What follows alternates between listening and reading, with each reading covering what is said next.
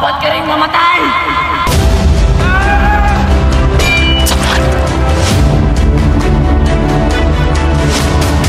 Ano? Ako ay ikakasal sa hindi ko naman mahal? Pero patutunan mo din naman siyang mahalin. Hindi niyo ako mahal!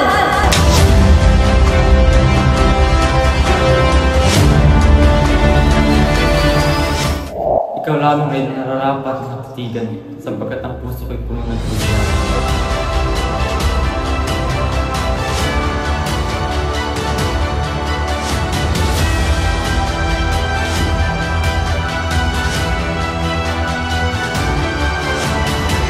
Dahil sa kasalanan yun, ipapatapon ko si Romeo ng biglaan. Pag siya'y bumalik at makikita, agad siyang papas ng ulo.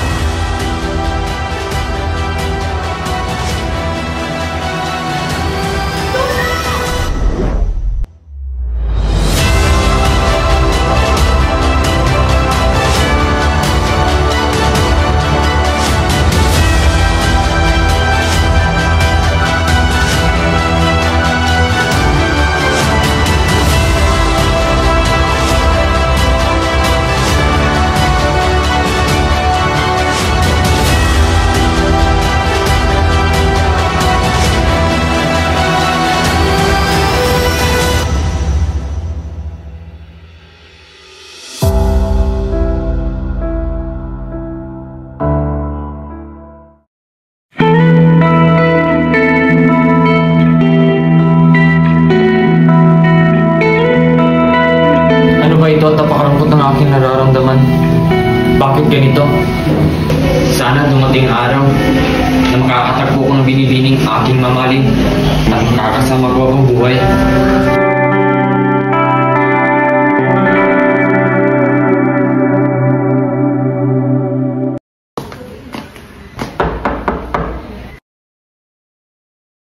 Magandang araw, pinsan. May ibig akong ipapaiwatig sa iyo. Ngayong gabi ay may isang piling na maganap sa bahay ng mga Capulet. Totoo ba yung binabanggit? Kung gayon, tayo maganda at tayo pupunta mamayang gabi. Sa gayon makikita ko na ang aking minamahal na si Rosa.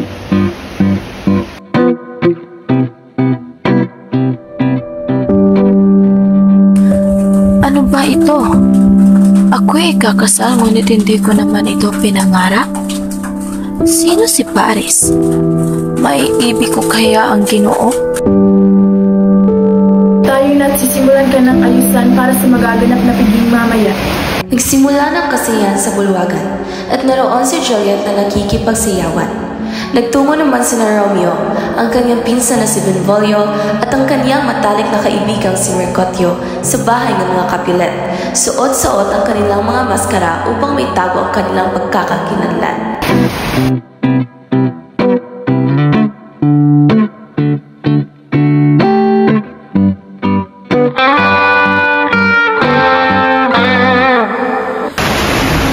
Tayo nang sumaglit sa loob at nang makita ang aking nanay.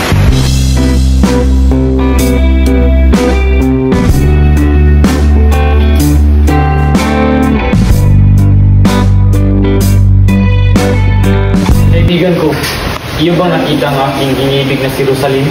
Makakasiguro ako na hadip siya sa aking paningin. Ayun, sa bandang iyon.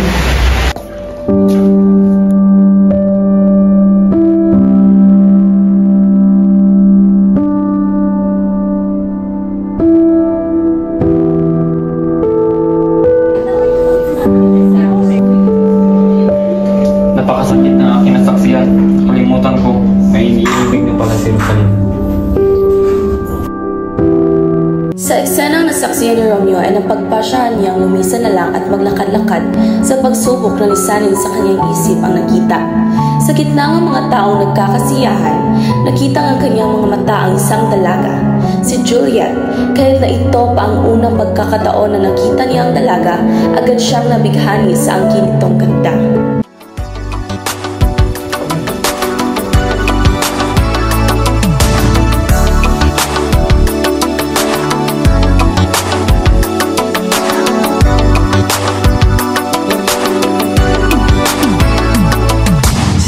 Bakit ka na ba rito? Ikaw na isang magkagi, ang alipin ng aking angkan. Ika'y aking papatayin. Bakit pamangkin? Ano ang nangyayari dito? Tiyo, siya ay isang muntagi. Ang lahing dapat lamang mamatay. Siya ba ang binata na nangalang Romeo? Siya nga, ang buhong si Romeo.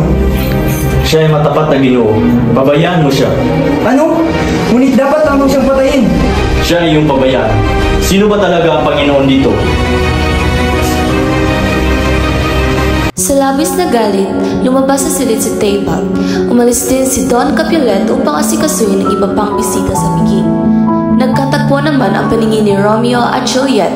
Unti-unti itong lumapit sa dalaga.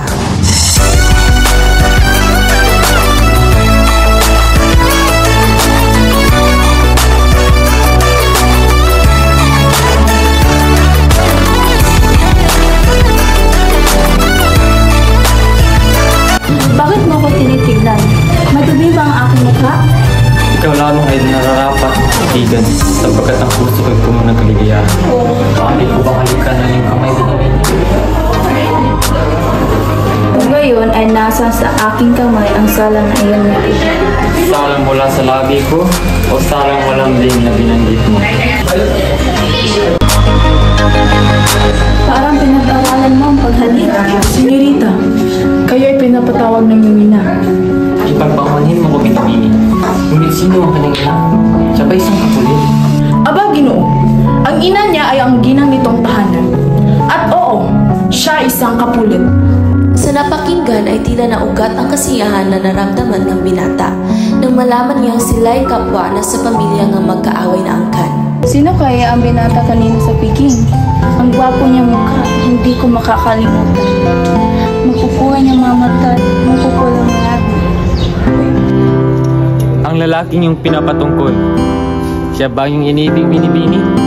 Ngunit, si kabila ng kaaway mo angkan, ang mga muntagi. Sino ka? Ikaw ay magpakita. Bakit mo alam ang aking pinapatungkol? Dala ko ang binatang yung sinasabi binibini. Ako si Romeo. Nagmula ko sa pamilya ng mga magtagoy na matagal nang kaalitan ng mga angkan. Oh Romeo, huwag mong isipin ang ating pangalan sapagkat ikaw ay aking minamahal. Kung gayon, simula ngayon, di na ako ang Romeo ng mga magtagoy. Sapagkat ang pangalan ko na ay ang Santa. Nga pala, paano ka na parito? At saan ka dumaan? Sapagkat mahabang mga pader dito. Nilundag ko ang mga pader sapagkat nagkaroon ako ng pakpak ng pagmamahal. Kapag nalaman nila na nandito ka, ikay papatayin nila. Kamisan mo lamang ang iyong titi ay ligtas na ako sa galit. Sinusumpa ako, nalimit lamang akong magmahal ng totoo. Ngunit ito ay buo. Paalam na aking mahal. Iwan mo lang ba akong hindi nasisiyahan? Anong kasiyahan ang nais mong makamtan? Tayo magabili ng tapat na sumpang pag-ibig. Tatlong salita ang tandaan mo. Paalam ng tunay. Mabuhay na awa ang kaluluwa ko. Adios! Matamis na lungkotan ng paghihiwalay. Hindi ako titigil sa pamamaalam hanggang sa kinabukasan. Paalam. Sa isang simbahan, si Romeo ay pumunta sa isa niyang malapit na kaibigang praile upang magbigay basbas sa kasal na magkaganap sa pagitan ng dalawa. Pagpalain ng langit itong banal na gawain upang pagkatapos ang pagsisisi huwag nating kamitin. Ngunit Padre, anumang lungkot ang dumating ay hindi ito madadaig ng kagalakan na aking matatamo nang siya'y aking masilayan at balang araw ay magiging akin. Tandaan mo, Romeo, may mga bagay na hindi ka dapat magpadalos-dalos at mahirap itong intindihin sapagkat hindi mo pa ito nararanasan. Ang marahas na ligaya ay may marahas din na hangganan.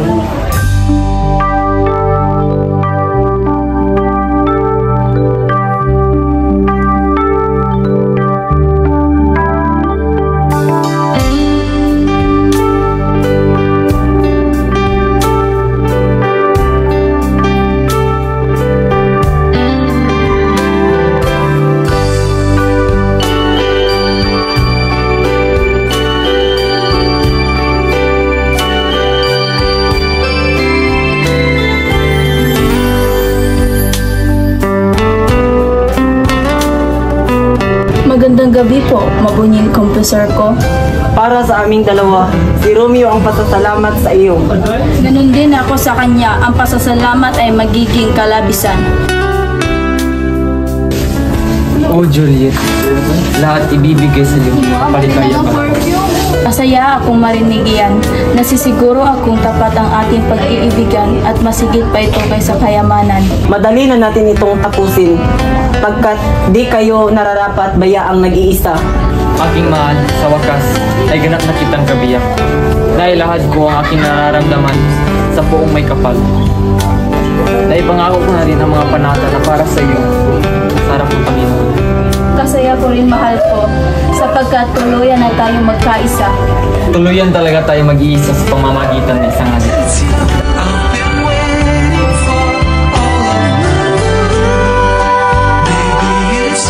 Pagkatapos ng araw ng kasalan, kasama ni Romeo ang kaibigang si Mercutio at ang pinsang si Benvolio. Dumaan naman si Tybalt at nakita si Romeo kaya siya ay bumalik at hinarangan ang daan upang makaharap ito.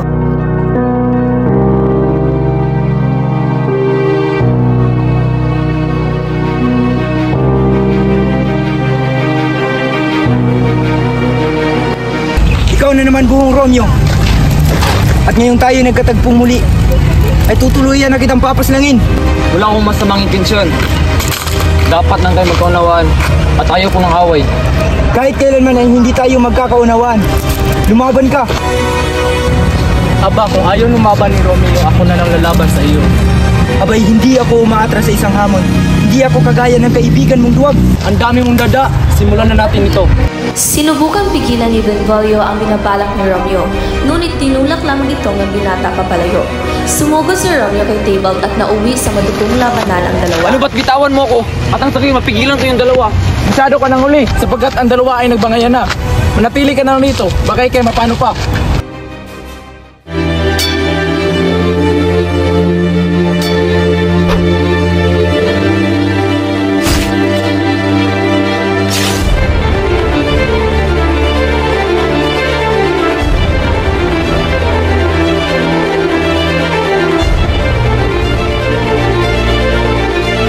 Kahit kailan, ito na talagang halimaw! Dapat ka rin mamatay! Ang papatayin kita! Una na kita!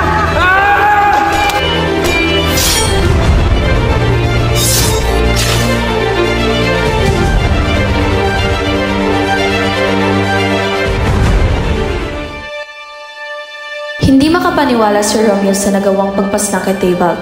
Sa labis na takot at pagkalito, nito ay agaran siyang tumakbo sa kung saan walang makakita nito. Sa hindi naman kalayuan ay nakita ang prinsipe na mayroong dalawang nakahandusay na bangkay sa lupa. Nilapitan niya ito at nalamang sangkot na naman sa patayan ang pamilyang Montague at Capulet. Nagutos ito na ipatawag ang dalawang angkan. Magkasabay na dumating ang dalawang angkan sa pinaroroonan ng prinsipe. Sa pagdating pa lamang nila'y labis na nagulat dahil sa nakitang mga bangkay na nakaratay sa lupa. Dali-daling lumapit ang mga Montague sa nakahandusay at walang malay na si Mercutio. Lumapit naman ang mga Capulet sa pamangking duguan at wala ng buhay nitong katawan. Sa mamamatay tao yung angkan! Hindi mamamatay tao ng aming anak at kung nagawa niya yon ay tiyak na meron siyang dahilan. Tama na! Ano ba ang punot dulo kung bakit si Tybalt at Mercutio ay namatay? Mahal kong prinsipe, hayaan niyo po ako magpapaliwanag. Kami ni na Romeo at Mercutio ang magkakasama. Naghahamon ng away si Tybalt, ngunit ayaw ni Romeo. Kaya si Mercutio na lang ang lumaban at siya ay napaslang ni Tybalt. Dahil sa galit ni Romeo, kinuha niya ang espada at napaslang si Tybalt. At siya ay tumakbo papalayo. Yun ang totoong nangyari. Dahil sa kasalanan yun, ipapatapon ko si Romeo ng biglaan. Pag siya'y bumalik at makikita, agad siyang papaslangin. Sa kabila ng lahat ng nangyayari ay nagkubli si Romeo upang ito'y makapagtago. Sa lalim ng pag-iisip mula sa nangyari ay ngayon lamang nito naisipang puntahan si Juliet at ipaalam na hindi muna sila magtatagpo. Pinuntahan ni Romeo sa dating tagpuan nila ni Juliet dahil natitiyak itong nandoon sa Juliet na nagpapalipas ng oras. Oh, Juliet. Hindi mo na tayo makikita at ako'y aalis muna. Pero pangako ako'y babalik sa'yo. Hanggang kailan ka magtatagal doon? Hindi ako mabubuhay nang wala ka. Napakahirap, pero dapat natin itong gawin. Lagi mo tandaan. Wala ko. Oh, Romeo. Ilang araw na ang lumipas ngunit naghihintay pa rin si si Juliet sa pagbabalik ni Romeo. Lagi niya itong iniisip. Dumating ang nurse at siya'y nagpahinto. Senyorita, kaya po ay pinapatawag ninyo mga magulang. Susunod po ako.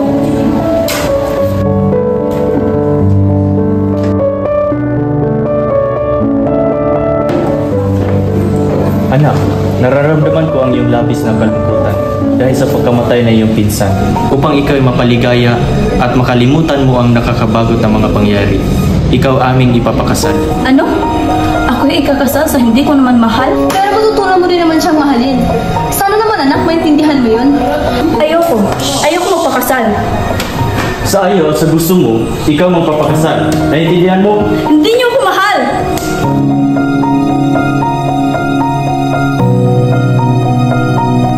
Pumunta si Juliet sa simbahan para maikumpisal niya ang mga pangyayari. Ko ang iyong paghihinagpis.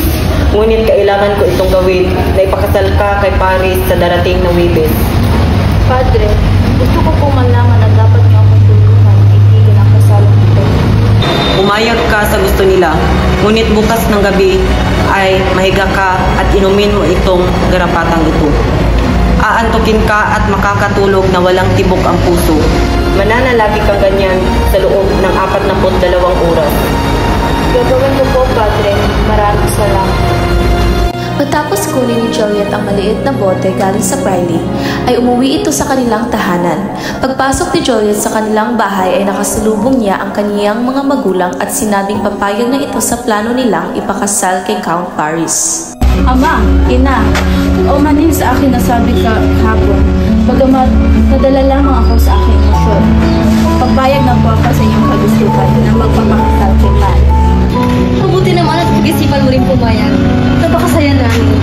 O siya, ikaw na magpahinga ng iyong silid at bukas na bukas nagaganapin ang iyong kasal.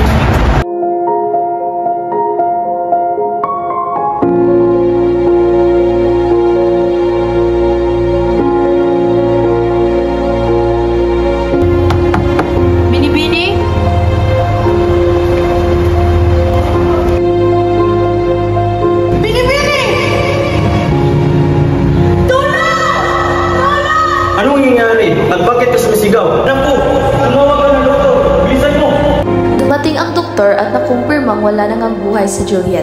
Labagman sa kalooban ni Don Capulet ay agad na inihanda ang libingan ng kaniyang anak. Sa kabilang dako naman ay ipinagbigay alam nito ni Balthazar sa kaniyang amo na si Romeo ang pagkawala ng asawa nito si Juliet. Magandang umaga. Sulat to galing sa Girona? Wala bang sulat galing sa Padre? Kumusta na akong amat ina? At aking minamahal, kumusta na? Buti naman ang iyong mga magulang. Ngunit, patay na si Juliet na isang umulibing sa kumpanya na Pio. Ano? Teka! Alis ako ngayon din. Wala bang sulat galing ka, Padre? Wala po, mabuting Panginoon. Anong dapat kong gawin? Teka, pupunta muna ako kay Boticario. Tao po! Tao po! Tao po! Sino ba yan tumatawag ng kay lakas? Boticario, bigyan mo ko ng lason na agad na kakamatay. Ito, 40 tukado. Meron akong lason dito. Ngunit parusa ng batas sa manto ay kamatayan sa mambibiling na parahas. Ang mundot patas ay hindi mo kaibigan. Gawin mo yan at huwag mo malagi sa hirap. Ilahok mo ito sa anumang tunaw at inumin. Pagkatapos ay mamamatay ka. Maraming salamat. Aalis na po. Dumating si Juan at kinausap ang padre sa loob ng simbahan. Kapatid ko, hindi ko pinadala ang sulat kay Romeo sapagkat hindi kami pinalabas. Kaya't ang bilis ng pagtungo ko sa mga ay napigil agad. Sino ang nagdala ng sulat kay Romeo? Wala akong ipinagdala, narito muli. Nako, ihanda mo ang aking gamit at ako'y pupunta sa libingan ni Juliet. Sa libingan ni Juliet ay nandoon si Paris at nagluksa sa pagkamatay ng dalaga. Hindi nagtagal ay nakarating din si Romeo sa libing nito. Akmang papasok na si Romeo ngang harangan ito ni Paris. Anong ginagawa ng isang lapastangan na gaya mo rito? Pupuntahan ko ang aking asawa sa kanyang libing. Abay, di ako papayag makasama mo si Juliet. Gadaan ka muna sa akin.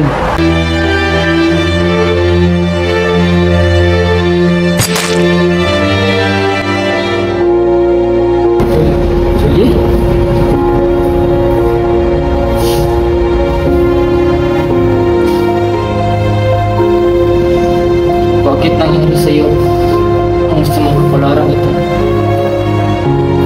ba yun? Isasama sa iyong piling at habang buhay tayong magsasama. Mahal na mahal kita, Juliet.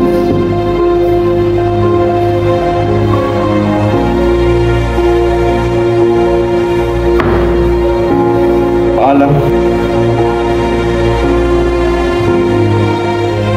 Pagkaraan ng ilang oras, nagising si Juliet at sa kanyang harap nakita niya ang bangkay ni Romeo.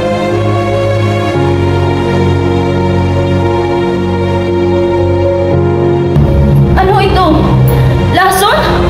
Ang mahal ko! Ako ay iyong patawarin sapagkat hindi ako patay. Ngunit handa ako mapakamatay para sa iyo. Ang huling halik ay mapapakita ng aking pagmamahal sa iyo.